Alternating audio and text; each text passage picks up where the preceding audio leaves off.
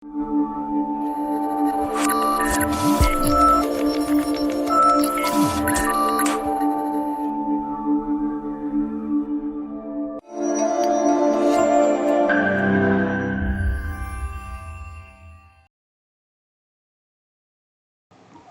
पहले देखते हैं हरित क्रांति के लिए क्या क्या प्रयास किया गया था। ठीक है, अब देखो हरित क्रांति में सबसे पहले रासायनिक उर्वरक का प्रयोग किया जाता था। उन्नत बीज का प्रयोग करते थे, मतलब बीजों की क्वांटिटी यहाँ पर बढ़ा दी गई थी। सिंचाई सुविधा का विकास किया, मतलब जो आपको यहाँ पर जो सिंचाई सुविधा क्या की गई थी, यहाँ पर बढ़ा दी गई थी। अब क्या है, पहले सिंचाई सुविधा कम थे, अब क्या है इसको बढ़ा दी गई थी। और इसमें क्या होता है, मशीनीकरण हो गया, केमिकली हो गया, बायोलॉजिकल, पूरी तरह क्या है एग्रीकल्चर में यहाँ पर चेंजेस की गई थी। अगला देखा जाए बहुफसली, मतलब इसमें होता है एक खेती में आपको 2 से अधिक यहाँ पर फसल करने का कार्यक्रम रखा गया था। आधुनिक कृषि यंत्रों का प्रयोग, मतलब इसमें क्या है आपको यहाँ पर फसलों के यंत्रों को उपयोग के लिए बहुत ही अधिक रखा गया। आगे कृषि क्षेत्र के कृषि सेवा केंद्र की स्थापना की गई थी।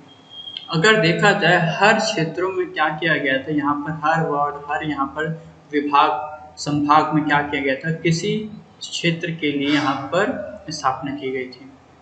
उसके बाद किसी उद्योग निगम की स्थापना की गई थी। उसके बाद ये रहता है, ये बहुत ही इम्पोर्टेंट है, क्योंकि अगर आप कोई से भी एग्रीकल्चर प्रोडक्शन करते हो या तो उत्पादन करते हो, गेहूँ, चावल जो भी है, उसमें क्या है आपको मृदा परीक्षण करना जरूरी है। आपका यहाँ पर क्या उगाने से क्या फसल होगी, मतलब क्या बीज बोने से क्या यहाँ पर फसल उत्पादन है, किस तरह से आपको ग्रोथ होगा नहीं होगा, आपको यहाँ पर मृदा परीक्षण करना बहुत ही इम्पोर्टेंट है। तो द्वितीय हरित क्रांति क्या होती है? द्वितीय हरित क्रांति में इसको बोलते हैं इंद्रधनुष क्रांति। ये क्वेश्चन पूछता है द्वितीय हरित क्रांति को किस नाम से जाना जाता है? ए है इंद्रधनुष क्रांति के नाम से जाना जाता है, या तो सतरंगी क्रांति। इसकी अवधारणा क्या है? एपीजे अब्दुल कलाम और एम.एस. स्वामीनाथन दोनों क्या थे, इसका यहाँ पर शुरू किए थे। इसका जो कि द्वितीय हरित क्रांति को जो कि देखा जाए तो 50,000 करोड़ की यहाँ पर क्या रखा था, जो कि बजट रखा गया था द्वितीय हरित क्रांति। द्वितीय हरित क्रांति का अगर देखा जाए, इस हरित क्रांति का प्रयोग किए गए फसलों में, ठीक है, जो कि अलग अलग किस्में थे, जो कि गेहूं, चावल, जो कि भारत में भी गेहूं और चावल, और प्रभावित फसल क्या था, सर्वाधिक यहाँ पर रबी फसल, जो कि गेहूं यहाँ पर प्रभावित था। अगर देखा जाए विश्व में जो गेहूं का उत्पादन सबसे उच्च किस्म का अगर देखा जाए, लार्मा रोजा जो कि 64A और लोरिना तथा सोनार जो कि एपी उच्च किस्म के गेहूं पाए जाते हैं। अगर देखा जाए जो कि सुनारा एपी गेहूं जो भारत में पाई जाती है, और चावल जो है ताइचुंगा जो कि AIR 36, IR 64, IR 72 जो कि उच्च किस्म के चावल है जो विश्व में। और भारत में कौन से चावल पाए जाते हैं? लार्मा रोजो 64A को ना एक ही ये भी क्या है चावल है।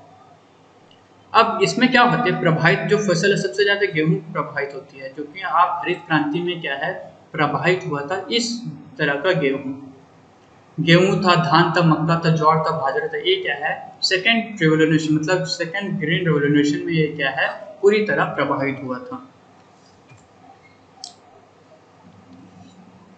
अब देखो हरित क्रांति, ठीक है, कृषि उन्नति योजना, इसकी शुरुआत क्या की गई थी, इसका उद्देश्य क्या था? इसका देखो अगर देखा जाए 2005 में इसे जोड़ा गया था, हरित क्रांति कृषि। इसमें क्या है जितने भी 11 प्रकार की योजनाओं को क्या किया गया था 2014 में इसे जोड़ दिया गया था। अब देखो उद्देश्य क्या है, किसानों को आय में वृद्धि तथा कृषि का वैज्ञानिकरण करना। मतलब देखा जाए अगर किसानों की आय में वृद्धि होगी तो किसान थोड़ा टेक्नोलॉजी का यूज करेंगे तो प्रोडक्शन क्या हो जाएगी, उत्पादन ऑटोमेटिकली भारत का बढ़ जाएगा, है ना। तो ये था इनका उद्देश्य भारत सरकार का। इसमें क्या क्या शामिल थे, एकीकृत बागवानी विकास मिशन, जो कि ये था राष्ट्रीय खाद्य सुरक्षा मिशन NFSA, राष्ट्रीय सतत किसान मिशन, किसान विस्तार का प्रस्तुतिकरण, बीज एवं पौधरोपण सामग्री एवं उप मिशन, कृषि मशीनीकरण पर उप मिशन, पौधे संरक्षण एवं पौधे संगरोधक एवं संबंधित उप मिशन, कृषि जन कल्याण एवं अर्थव्यवस्था और सांख्यिकी एवं एकीकृत योजना, कृषि सहयोग एवं एकीकृत योजना, कृषि विपणन एवं एकीकृत योजना, कृषि एवं राष्ट्रीय ई गवर्नेंस योजना। अगर देखा जाए 11 जो योजना दिया है, इसका क्वेश्चन जो कि ईडीओ के एग्जाम या तो कोई से भी एग्जाम ऐसे पूछता है कि भाई इनमें से कौन सा योजना क्या है कृषि हरित हरित हरित कृषि हरित क्रांति कृषि में नहीं है, ऐसा क्वेश्चन पूछता है। तो इसके लिए क्या है, आप इसको स्क्रीनशॉट लेना और 11 का नाम पूरी तरह रट लेना। अब देखो, हरित क्रांति में अन्य सहायता संस्था जो कि ISOPOM, जो कि देखो IOSSPM, जो कि देखा जाए इसमें जो कि दलहल तिलहल पाम तेल तथा मक्का को क्या किया जाएगा, इम्पोर्टेंट दिया जाएगा इस योजना के तहत।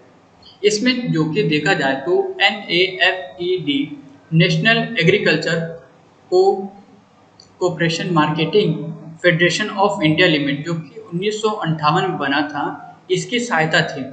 और उसी के बाद 1987 में बना था Tribal Cooperation Marketing Development Federation of India Limited, ठीक है। उसके बाद मार्कफेड, ठीक, मार्केटिंग फेडरेशन, ये दोनों क्या है, इस हरित क्रांति का अन्य सहायता संस्था है।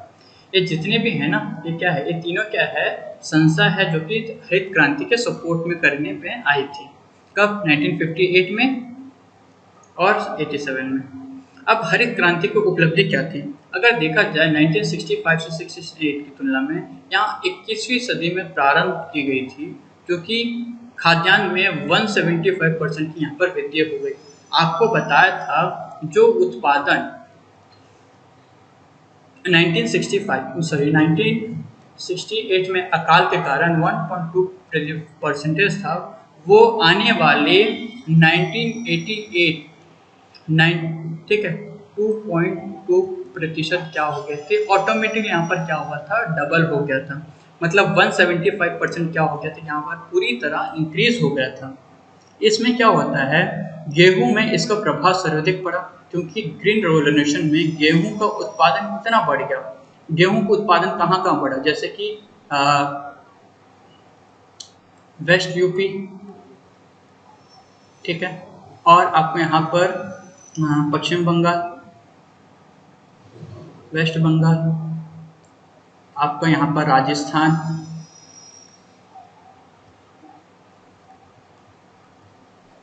और पंजाब, हरियाणा, है ना, और क्या गुजरात, यहाँ पर क्या हो गया, तो पूरी तरह ग्रीन रेवोल्यूशन मतलब गेहूं का उत्पादन इतना अच्छे से प्रभावित किया गया, क्योंकि आने वाले अकाल में हम लोग दूसरे को 19, ठीक है, इसमें बीच में एक बार अकाल होता है, उस समय क्या हम लोग दूसरे देशों से यहाँ पर सहायता नहीं लिए थे, ठीक है। गेहूं में इसका प्रभाव सर्वाधिक पड़ा और उत्पादन में लगभग 562% व 6 गुना वृद्धि की गई थी। आने वाले सालों में अगर देखा जाए, जब 20 की बात, 21 सेंचुरी की बात करूं, 1992 1995, इस समय जो गेहूं का जो कि 6 टाइम्स यहाँ पर क्या हो गया, तो वृद्धि हो गया था। मतलब इतनी अच्छी हम लोग ग्रोथ किए थे कि हम लोग जो कि उत्पादन इतना अच्छा किए थे कि हम लोग दूसरे देशों की सहायता हम लोग नहीं लिए थे, जो कि हम लोग फर्स्ट टाइम जो अकाल हुआ था उसमें हमको बहुत तकलीफ हुआ था। हरित क्रांति के कुछ घातक, जो कि हमको यहाँ पर कुछ फायदे भी होते हैं, कुछ नुकसान भी होते हैं। तो इसी तरह क्या है, हरित क्रांति का क्या हुआ था, कुछ नुकसान भी हुआ था। उसमें सबसे पहले था उन्नतशील बीजों का प्रयोग। देखो, जो हरित क्रांति का मुख्य घातक है, ऐसे बीजों का प्रयोग किए गए जो जीवन चक्र में छोटी परंतु उत्पादन में अधिक था। मतलब इस रिवोल्यूशन में हम लोग क्या कर रहे थे, हम लोग क्या है, अभी भी आपको फसल को मतलब प्रोडक्शन को जल्दी लाने के लिए केमिकल यूज करते हैं, ठीक है। उच्च पैदावार बीज वाली किस्मों को बहुतलीय प्रयोग में उत्पादन में अतिशील वृद्धि प्राप्त करना। सिंचाई। उन्नत पैदावार वाले बीजों के लिए सिंचाई सुविधा आवश्यक है।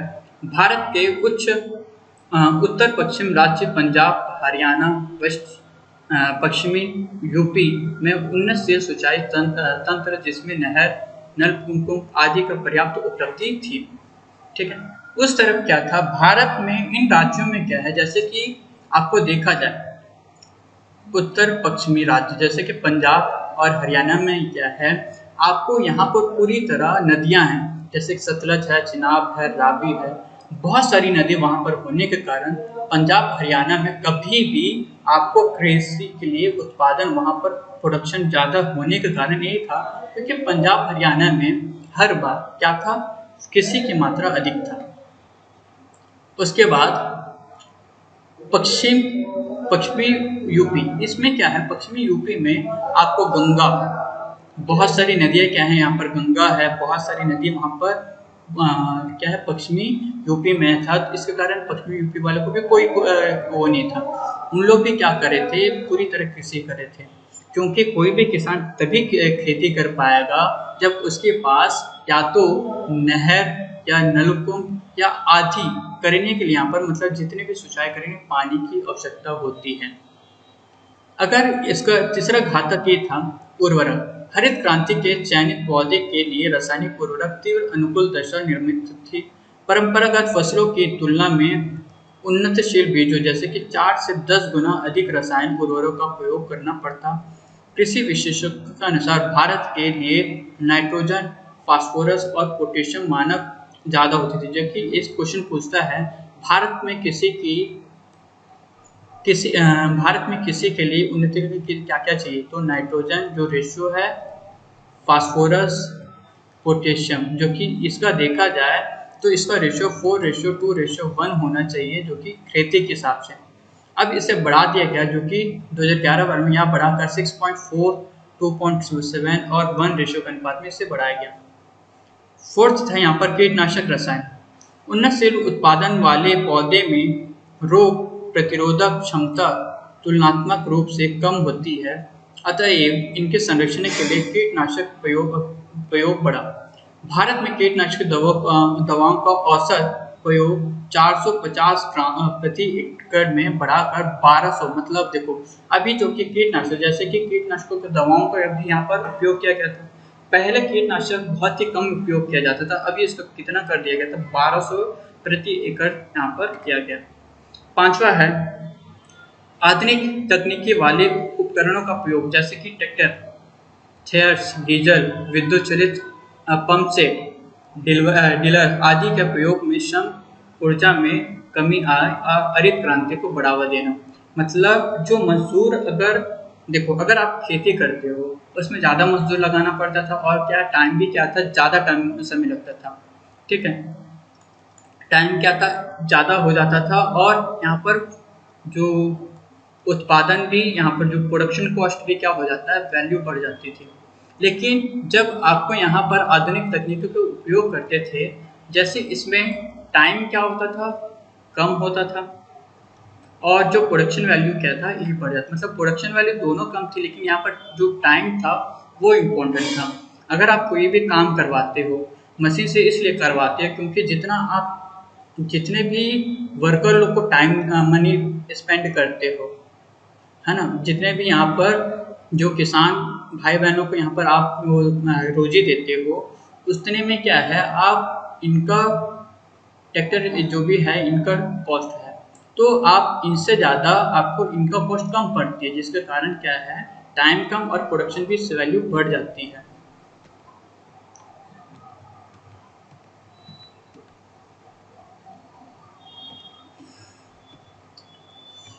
हरित क्रांति के कुछ प्रभाव, क्या क्या प्रभाव है, सामाजिक प्रभाव।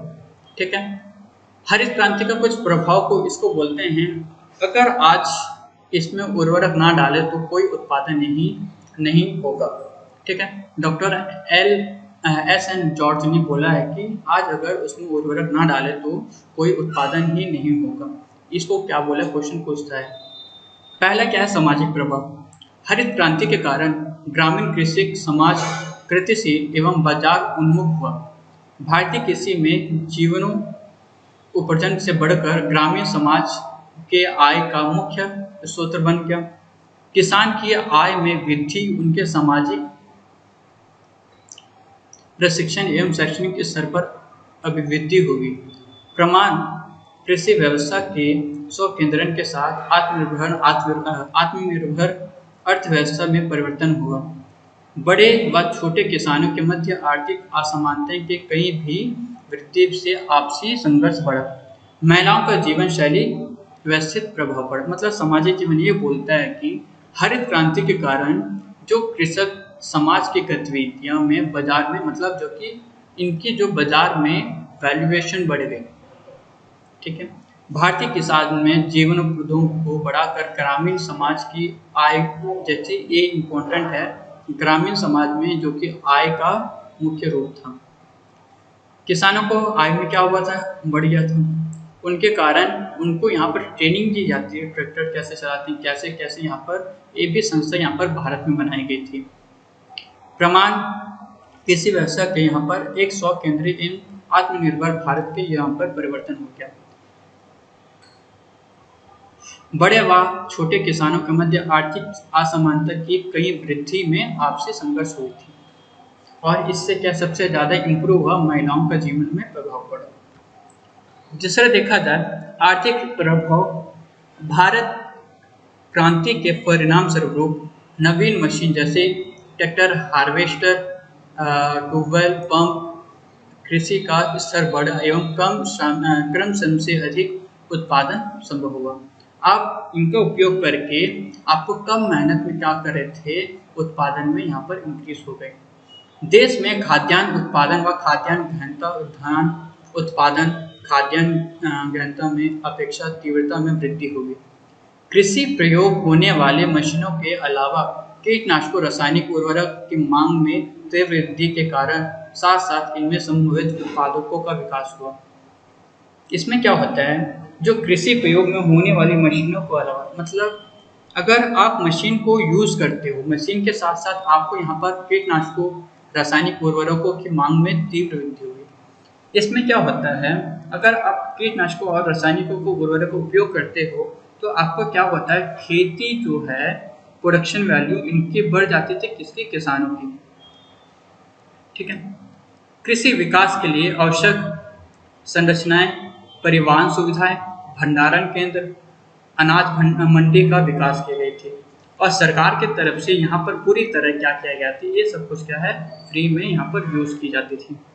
किसानों को वित्तीय सहायता प्रदान करते हेतु वाणिज्यिक सहायता बैंक, कोऑपरेटिव संस्थाओं का विकास किया जिसमें किसानों को ऋण सुविधा उपलब्ध की गई थी। तीसरा है राजनीतिक प्रभाव। हरित क्रांति के भारत में जमींदार उन्मूल, भूमि सुधार कानून जैसे कदमों के चलते समानता मूल्य समाज के लिए निर्णय दिशा की थी। किसान तथा उनमें संबंधित मुद्दों को केवल स्थानीय स्तर पर ही नहीं बल्कि अपितु राष्ट्रीय स्तर पर महत्व दिया गया। किसी संगठन का विस्तार तथा ये एक दबाव समूह के रूप में निर्मित हुआ। किसान और उनके संबंधित मुद्दे देश में राजनीतिक दलों के लिए अब वोट बैंक, मतलब इसको बोलते हैं वोट बैंक। अगर कोई भी राजनीतिक नेता अभी किसानों का मुद्दा उठाते हैं तो इनके क्या होता है, इनके पहले प्रत्येक दल में बखूबी तरीके से टिक की थी। अब क्या है, जो अगर कोई भी बड़े नेता बनते हैं वो क्या है, अभी किसानों को ही एक तरह का क्या है, राजनीतिक स्तर प्रभाव पड़ता है। आर्थिक रूप से सशक्त बड़े किसानों ने स्थानीय राजनीतिक से भाग लेने प्रारंभ किया और जिससे राजनीतिक की शीघ्र पंक्ति में भी किसान समुदाय को वर्चस्व बढ़ा। अब जो किसान जो बनते हैं अभी वैसे ही क्या, किसान के हिसाब से यहाँ पर राजनीतिक स्तर बढ़ गई थी। लास्ट है पारस्परिक प्रभाव। हरित क्रांति में अत्यधिक रासायनिक उर्वरक एवं रासायनिक खाद्य के प्रयोग से पर्यावरण अनुकूल परंपरागत फसलें विलुप्त हो गई है। अगर आप ज़्यादा केमिकल यूज करते हो, है ना, ज़्यादा केमिकल खाद्य का यूज करते हो, जो कि परंपरागत जो फसलें रहते हैं वो क्या होते हैं, पूरी तरह समाप्त हो गई हैं। अत्यधिक सिंचाई से, ठीक है, अत्यधिक सिंचाई से मृदा की क्षारीयता क्या होती है और लवणता में क्या होती है, वृद्धि हो जाती है। ठीक है, पीएच वैल्यू यहाँ पर क्या होती है, बढ़ जाती है, जो वर्षा जल के में नकारात्मक प्रभाव के रूप में दिखाई देती है। कीटनाशकों को अति प्रयोग से पर्यावरण और आहार श्रृंखला विषम हो जाती है। मतलब अगर आप कीटनाशकों का उपयोग ज़्यादा करते हो तो क्या हो जाएगा, यहाँ पर जो आहार रहता है वो क्या हो जाता है, एक तरह का पॉइजन बन जाता है। भूजल स्तर में गिरावट दर्ज की गई थी, तो यहाँ जल रसायन मात्रा के अत्यधिक कारण प्रदूषित हो जाती थी। प्रदूषित हो गया। ठीक है, इन सभी कारणों का कारण क्या होता है, ये आपको हरित क्रांति में पूरी तरह, ठीक है, अगर देखा जाए आज आप लोग हरित क्रांति के पूरी तरह अब डिस्कशन किए थे। इसमें से आपको पूरी तरह क्या क्या देखे हो वो भी एक बार रिपीट कर देता हूँ। अगर आज आप लोग